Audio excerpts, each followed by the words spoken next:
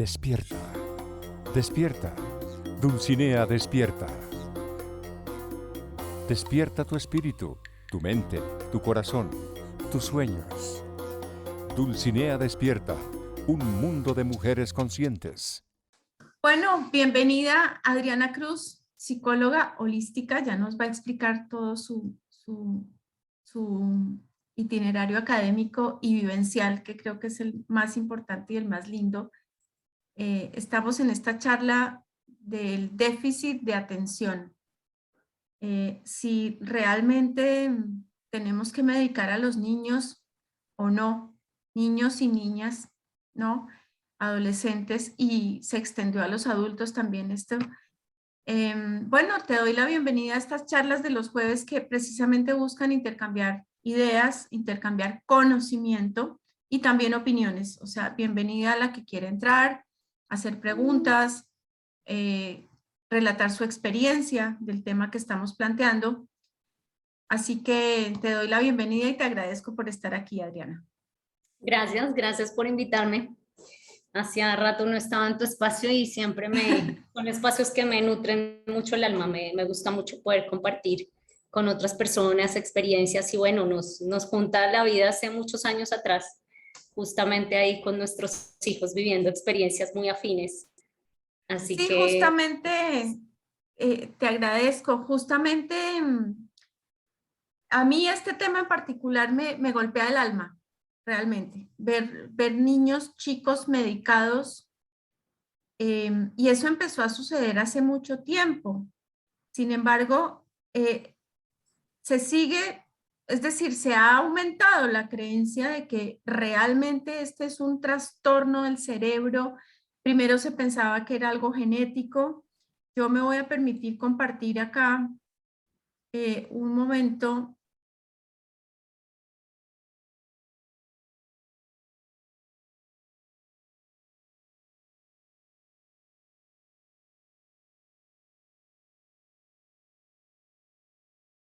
Es un tema que ha tenido amplios debates científicos en donde se supone que el propio descubridor o el psiquiatra que determinó y bautizó esto como un trastorno, se supone que 9 meses antes de morir contó la verdad y dijo, esto es un fraude, esto es ficticio. Noticia que obviamente ahogaron, ya sabemos quiénes. Sin embargo, en los medios españoles especialmente, en medios como La Vanguardia, como ABC, aparecen de vez en cuando estas noticias de otros neurocientíficos, psiquiatras, que se refieren al déficit de atención como un fraude, o sea, como uno de los mayores fraudes de la historia. Y a mí me sorprende la distancia que hay entre estas informaciones y mujeres jóvenes que tienen hijos de 6, 7, 8, 10 años.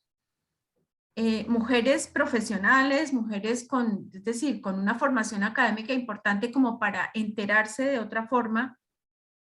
Entonces, no sé, Adri, ¿cómo lo ves tú? Tú desde el lado de la terapia, ¿te siguen llegando niños calificados como enfermos, como que tienen un trastorno? ¿Cómo ves tú esta problemática?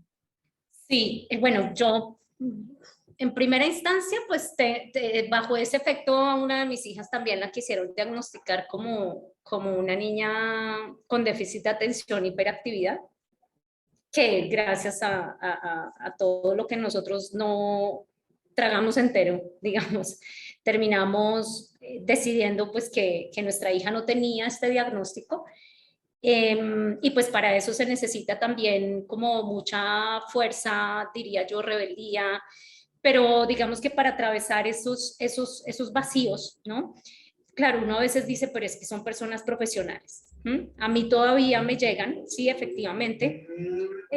Bueno, hace ya muchos años que yo he querido trascender el diagnóstico, no solo de déficit de atención, sino muchos otros diagnósticos, en donde a veces lo que veo es que la persona lo que hace es como que se apropia del diagnóstico y se considera eso, ¿no? Yo soy eso.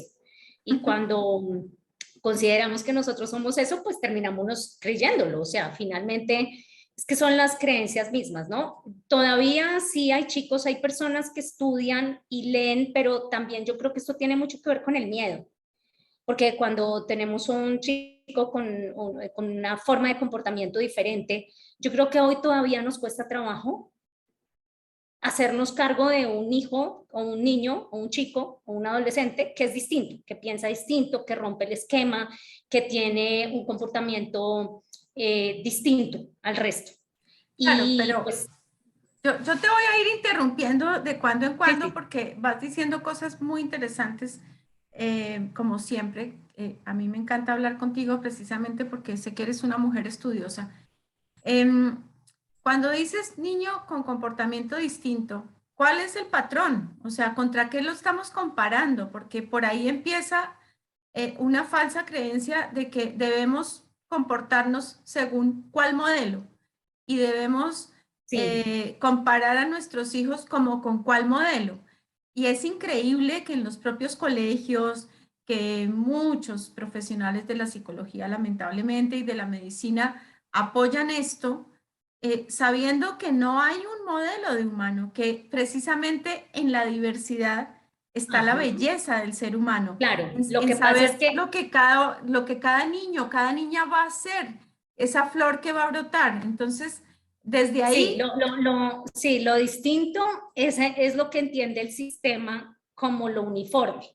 Entonces, el problema es que no es que el niño sea, entiendo, no es que el niño sea distinto, es distinto para lo que ellos pueden manejar. Es decir, nuestro sistema educativo, por lo menos acá en Colombia, si tú ves grupos, todavía ves colegios y escuelas que tienen 35 chicos o 40 en un aula. ¿Mm? Entonces, para un solo docente, ¿no? Entonces, imagínate un docente con 40 o 35 chicos, que cada uno, como tú bien lo dices, es completamente diferente, ¿sí? Pero nuestro sistema educativo no está diseñado para, para una pedagogía adecuada, ¿sí? Entonces quieren o necesitan amoldar a los niños a su propio sistema y a su propia forma de hacerlo.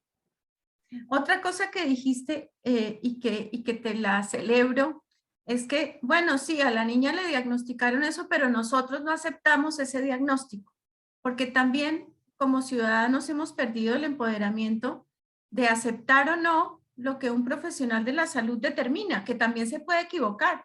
Es decir, yo Claro, puedo llevar mi carro al mecánico y el mecánico me dice que tengo que cambiarle el motor y yo estoy en plena libertad de ir a otro taller y confirmar lo que me acaba de decir el mecánico.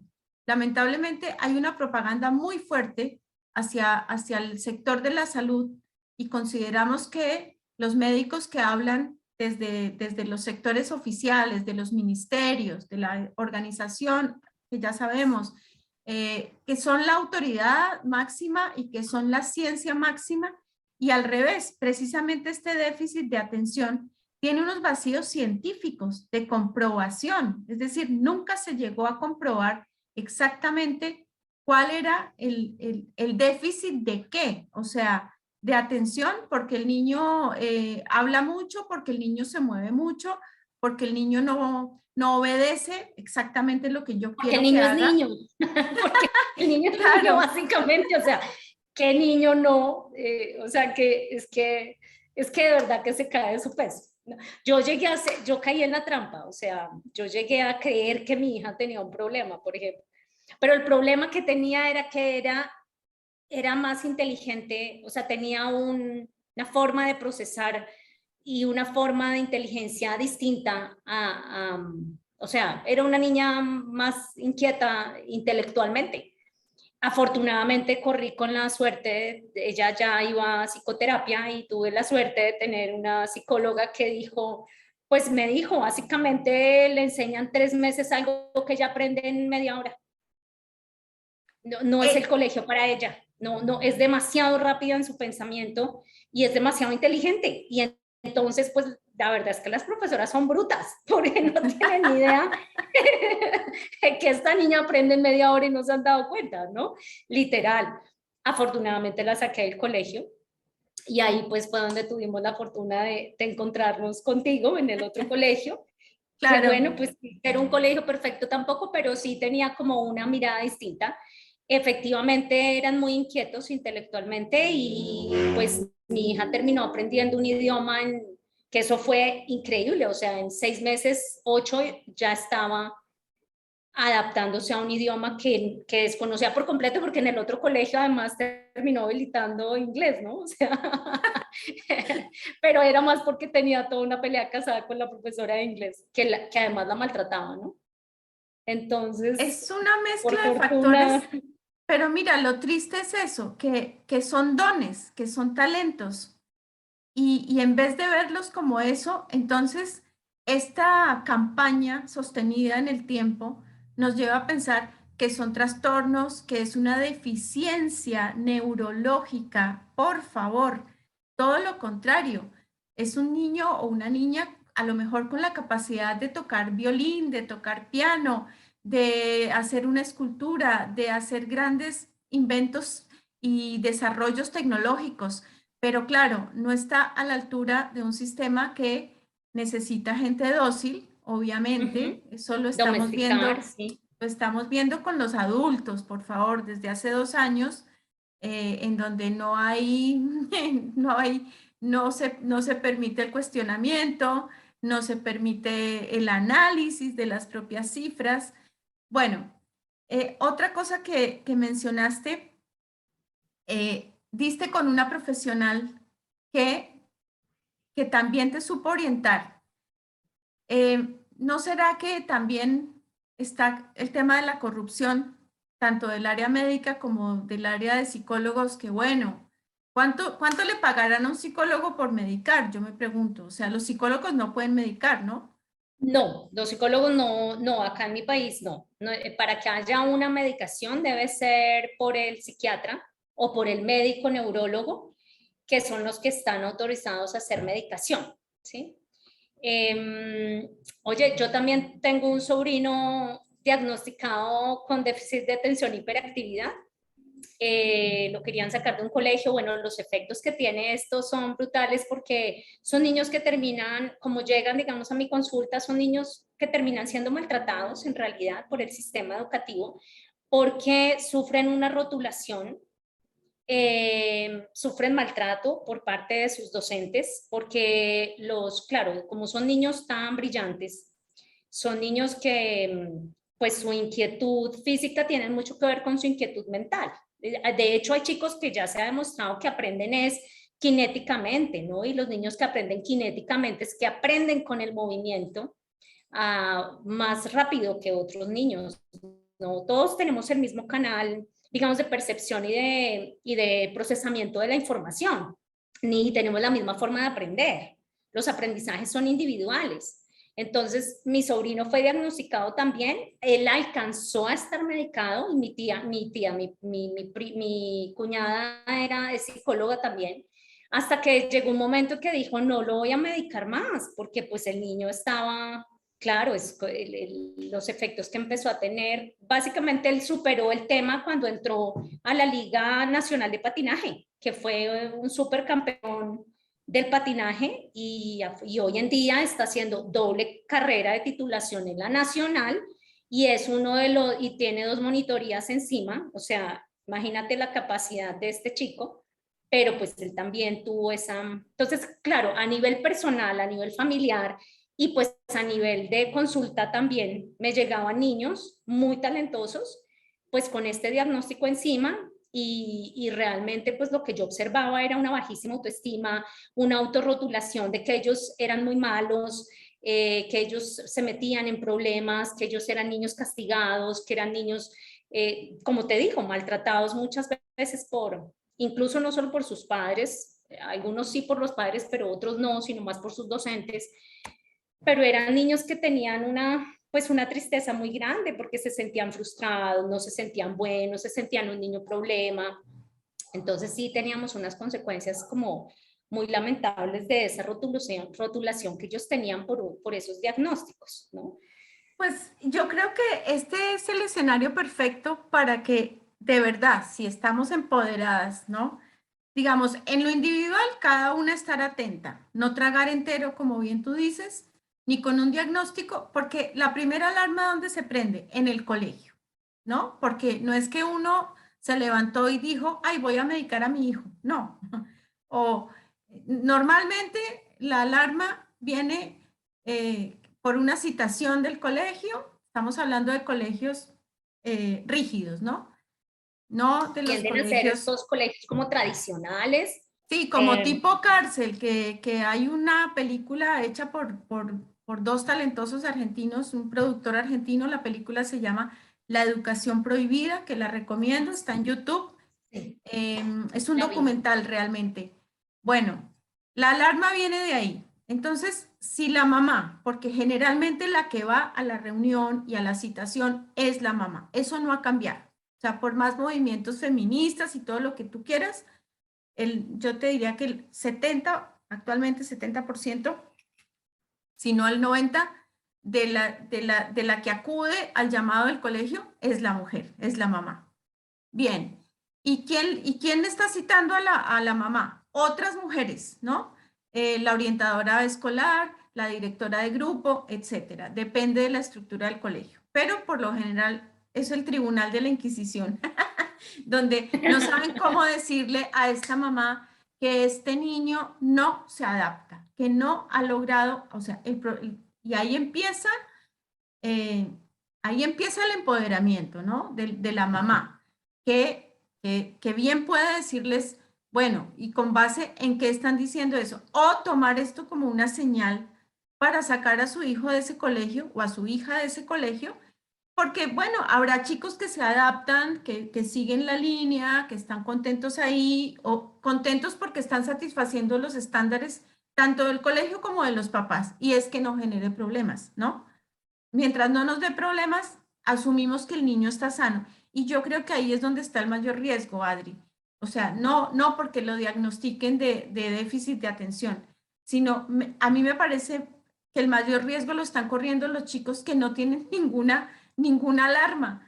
O sea, No, pues no te imaginas la cantidad de consultas que hay en los niños sobreadaptados. O sea, los niños sobreadaptados son estos niños perfectos que están súper sobreexigidos, que tienen como una necesidad justamente de demostrar que ellos todo lo pueden hacer bien, que son los niños bien comportados. No te imaginas la cantidad, la ansiedad con la que ellos viven, y los problemas de conducta realmente que uno percibe ya entrando entre la adolescencia o la edad adulta, pues justamente porque, pues por los niveles y los estándares de exigencia tan altos que ellos manejan.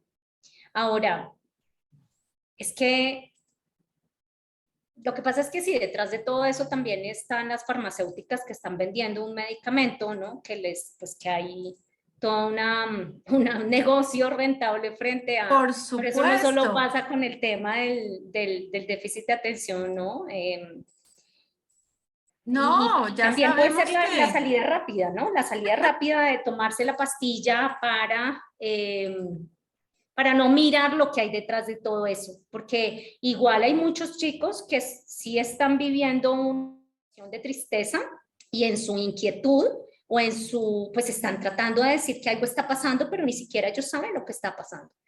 Entonces, a veces sí encuentra uno el niño ansioso, encuentra la angustia, el miedo, el niño ahorita justamente tuve una sesión con un chico que recordaba pues cómo había sido su infancia. Él decía, nunca me di cuenta que lo que yo realmente tenía era miedo, angustia, ansiedad, pero pues por todas las situaciones de lo que estaba viviendo en mi casa, ¿no? Muchas veces esas manifestaciones pues se les pone un rótulo y se cree que es déficit de atención con o sin hiperactividad, que es como lo llamaron, pero a veces hay todo un tema o a nivel familiar o a nivel individual o algo le está pasando también al niño, pero nos es más fácil poner un rótulo o un diagnóstico que mirarnos como padres, ¿no? O mirar como educadores o mirar como sistema qué estamos haciendo para que estos niños se estén comportando de esta manera.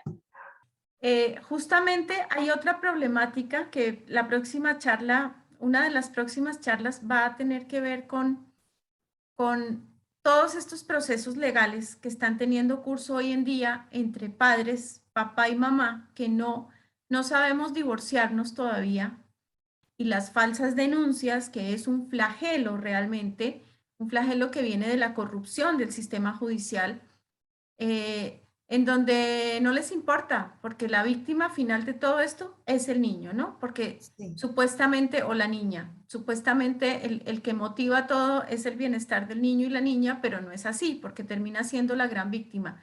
Entonces, es aterrador porque, a ver, si sabes que te estás divorciando, si sabes que estás en una pelea a muerte con tu expareja, que estás discutiendo delante del niño o la niña, y todavía aquí te preguntas qué le está pasando, o sea, que perdió a su papá o perdió a su mamá, que se le derrumbó la casa en la que vivía, que sus expectativas cambiaron, y todo esto, es decir, es más fácil empastillar, como dices tú, que asumir que los adultos estamos manejando mal las cosas.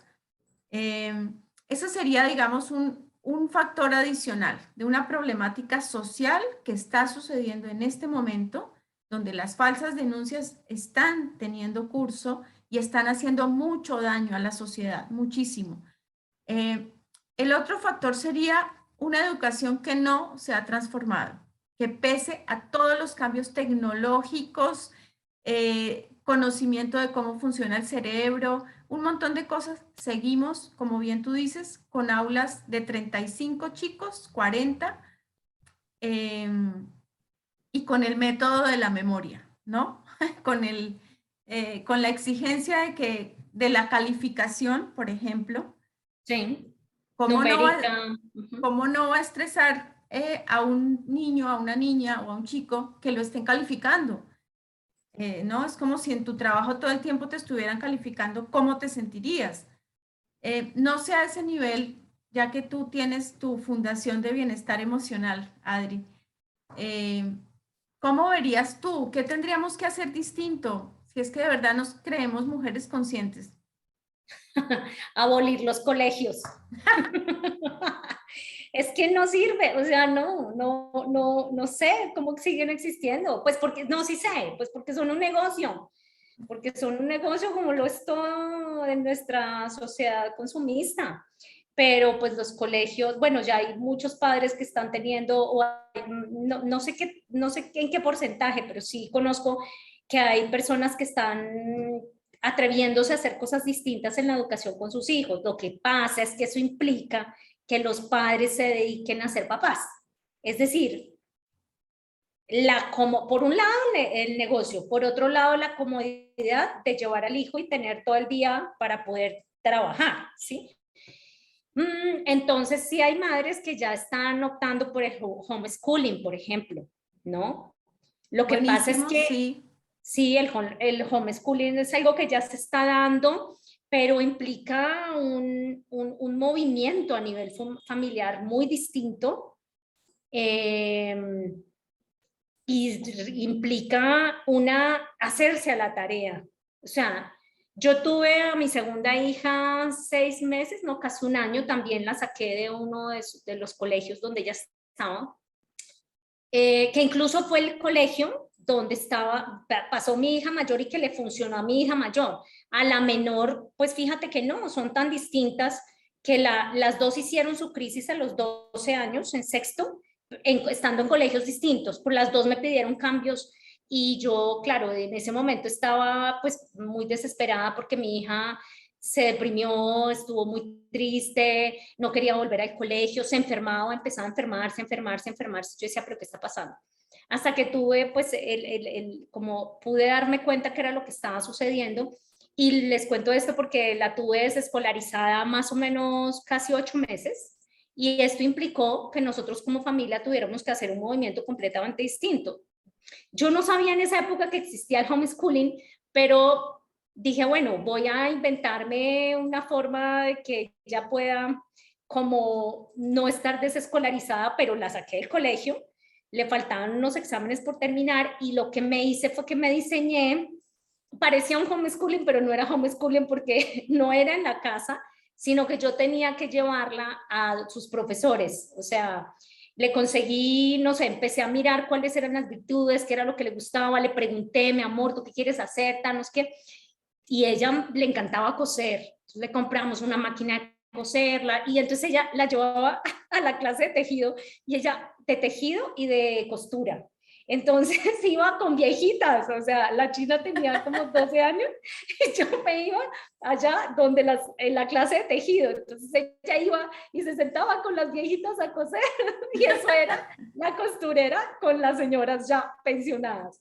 Después la clase de patronaje. Entonces, bueno, y que le gusta la física, ok, entonces vamos donde el profesor de física porque le gusta la física, no es porque tiene que verla en el currículum, que le gustaba la matemática, entonces no le gustaba mucho la matemática, pero digamos que cuando nosotros vivimos estas situaciones de crisis, también nos abocan, ojalá que nosotros los papás nos movamos de una manera distinta, hasta que finalmente logramos conseguir un colegio. Duró 8 meses así, pero en realidad no fue romper el esquema, fue pensar distinto, fue romper el molde.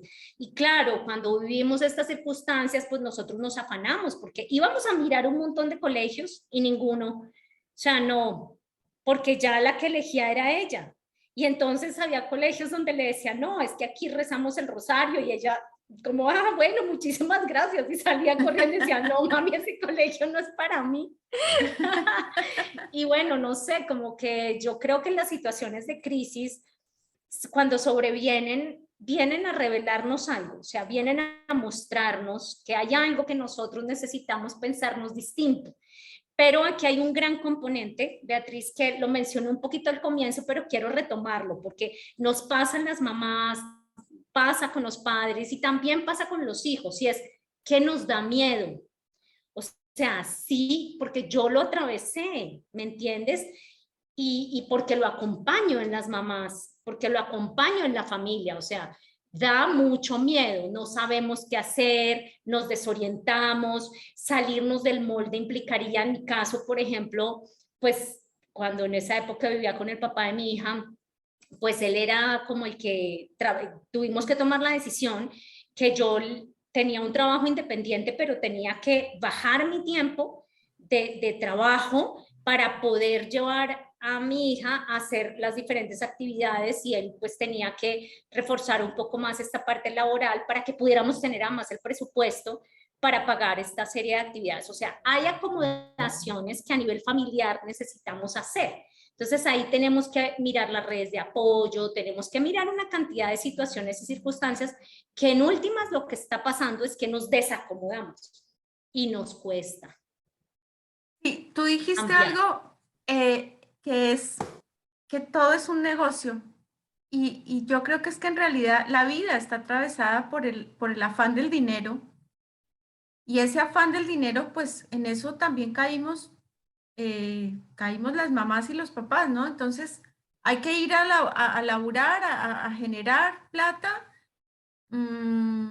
Como diría una campaña publicitaria que apoyó, una marca que apoyó hace tiempos un libro de valores: estar al lado de tus hijos no tiene precio. Verlos crecer no tiene precio. Enseñarles no tiene precio.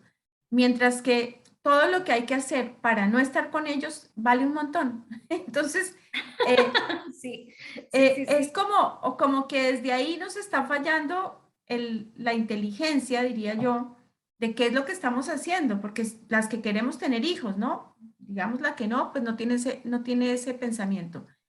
¿Qué le dirías tú, digamos, a una mamá que hoy le dicen, la llaman del colegio y le dicen, mira, tu hijo está presentando déficit de atención, o tu hija? ¿Cuál sería? Inventémonos un protocolo de la mamá consciente, Adri. ¿Cuál sería ese protocolo? Yo hoy me pregunto, ¿cómo sería yo hoy mamá? Bueno, mis hijas ya están grandes, pero una tiene 27 y la otra tiene 20. Y yo me pregunto, claro, ¿lo haría diferente? Y sí, hay cosas que definitivamente, pues con la experiencia, algunas lo haría igual y otras cosas las haría diferentes. Yo preguntaría, o sea, primero, ¿qué es para ellos eso? O sea, yo les devolvería muchas veces la pregunta hasta hacerles ver que es absurdo lo que me están diciendo. Y haría lo que el papá de mi primera hija muy inteligentemente hizo cuando nos dijeron que nuestra hija podía llegar a tener problemas, que se estaba perfilando como una niña problema. Inmediatamente él se levantó y dijo, este no es el colegio para mi hija. Nos vamos y la retiramos. Ustedes acaban de perder una niña brillante. Y yo quedé así como en shock. Esa fue la reacción de él. Después lo celebré, lo aplaudí. Cuando salimos de ahí me dijo, ellos no saben la perla que tienen acá. Y efectivamente al cabo del tiempo nos rogaron que no la sacáramos del colegio. Nos pidieron disculpas, pero la sacamos. Entonces, realmente sí, que se den cuenta, yo creo que cuando un hijo siente ese apoyo de sus padres, tiene la fuerza que necesita y el soporte que necesita para poder enfrentar las situaciones difíciles que va a tener que también aprender a enfrentar por sí mismo. Porque eso que tú dices es muy importante de que el niño no se sienta traicionado por sus propios papás, ¿no? Como que se lo entregan al tribunal de la Inquisición y bueno, allá dijeron que tal cosa y se suman Así al es. colegio. Y hay muchos padres así, asustados, que le creen a la autoridad. Es que el tema viene desde atrás, porque si hay padres que le creen a la autoridad, que le tienen a la autoridad, que le dan, bueno, mira, lo otro también es que no hay colegios perfectos, o sea, ese colegio que para una de mis hijas fue perfecto, para la otra no lo fue, porque además se equivocaron con la otra también, ¿no? O sea, pero Claro. mal. Y en ese momento nuestra hija necesitó nuestro respaldo para decir, este tampoco es el colegio para ella. Y no estamos de acuerdo con esto, con esto, con esto, con esto. Es que el respaldo siempre lo tienen que tener los hijos. Claro, pero fíjate que el sistema tampoco permite estos cambios tan fáciles. Ni hablar, pues yo vivo en Argentina hace 11 años, acá el sistema público que está desvalorizado por los propios argentinos, pues para mí fue una bendición, ¿no? Porque en Colombia no sabemos lo que es la educación pública y gratuita, no tenemos ni idea. O sea, pensamos que eso es para las clases menos favorecidas y no que todo el mundo debería tener acceso a la educación de calidad gratis, ¿no? Libre y gratuita. Entonces, en general, digamos, estos modelos no permiten que tú cambies. Aquí yo, por ejemplo, mi hijo menor ha pasado por 10 colegios, ¿no? En toda su vida.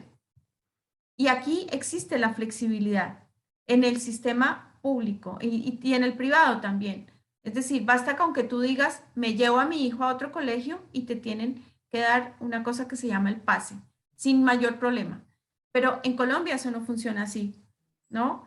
Es decir, como si el niño fuera propiedad del colegio y no, bueno, lo que está pasando con el tema sanitario también, ¿no? Que los papás no tienen derecho a decidir si sí o si no, le hacen un tratamiento o el otro, como si los niños fueran del Estado. Entonces se nos está olvidando que los niños son de los papás hasta que sean mayores de edad, así como tenemos unas responsabilidades económicas, morales, éticas, pues el Estado no tiene por qué venir a decirnos, representado en sus jueces, representado en sus rectores de colegios, no tiene que venir a decirnos cómo educar. Y yo creo que ahí nos desempoderamos mucho los papás. Sí, es cierto. Hay un desempoderamiento y una falta de claridad y de objetivo de lo que es ser papás también. Bueno, nos queda un minuto, querida Adri. Yo creo que este tema da para mucho más, pero por lo pronto lo dejamos ahí también para que sea digerible. ¿Dónde te pueden encontrar? ¿Cuál es tu página? Bueno, en las redes sociales como Adriana Cruz.sanación holística o en Instagram como Adriana Cruz.sanación holística. Y dejo mi teléfono por WhatsApp, que es el 310-680-2291. Bueno, Adri, como siempre, un placer enorme conversar contigo. Espero que muchas mamás y muchos papás, antes de llevar a sus hijos por el camino de la enfermedad y la rotulación, les den la oportunidad de que tienen talentos espectaculares, que tienen talentos no identificados y que tú como psicoterapeuta holística realmente esa es la labor que estás haciendo, ¿no? Encaminando a estos niños y a estas niñas hacia sus verdaderos talentos. Mensaje final, Adri, para mamás y papás. Bueno, hay que cuestionarlo todo. Si tienen unos hijos cuestionadores, qué maravilla porque les están enseñando a que ellos también lo cuestionen todo. Estos hijos vienen a enseñarnos, vienen a mostrarnos, vienen a abrirnos camino, vienen a romper los esquemas, vienen a romper paradigmas. La rebeldía no es otra cosa más que la revelación de lo que está oculto, de lo que no queremos ver porque nos acobarda y nos atemoriza. Entonces, estos niños realmente vienen a hacer una labor de transformación para que todos estos esquemas y paradigmas se rompan y se acaben y generemos unas nuevas formas más inteligentes y más congruentes con el ser. Entonces hay que abrir los oídos para escucharlos, hay que abrir los ojos para ver, hay que cuestionarlo todo y hay que unirnos a ellos para ver qué es lo que ellos nos están pidiendo. Bueno, yo le agregaría solamente abrir el corazón, porque a veces el corazón es el que se cierra, ¿no? El corazón de la maestra, y digo en femenino porque la población del sector pedagógico sigue siendo mayoritariamente femenino, y se cierra este corazón, ¿no? Se cierra en un tribunal de la Inquisición a perseguir niños porque no hacen caso o porque desobedecen, sin cuestionar si las órdenes son absurdas o, como bien tú dices, no es el colegio para el niño, porque también puede haber una señal de cambio. Todas las crisis son señales de cambio. Así que, Adri, muchísimas gracias. Gracias a ti también por invitarme. No, por favor, estás en Medellín, linda ciudad, maravillosa ciudad. Así que te esperamos por acá en Córdoba, en Argentina. Ojalá que vengas a dar algunos de tus talleres. Aquí bienvenida, ¿vale? Bueno, de pronto me doy un viajecito, un paseíto por allá. Qué rico. Hace años que no voy a Argentina, pero muchos, muchos. Bueno, ya vendrás, ya vendrás. Bueno, un abracito, Bueno, mi querida Beatriz, que sigas con la difusión de tu información, que es maravillosa para el despertar. Un abrazo a todo tu público. Bendiciones. chao, un Bye. beso, chao. Gracias, chao. Te acompañamos a buscar tu felicidad. Dulcinea despierta, despierta al amor. Dulcinea despierta, un mundo de mujeres conscientes.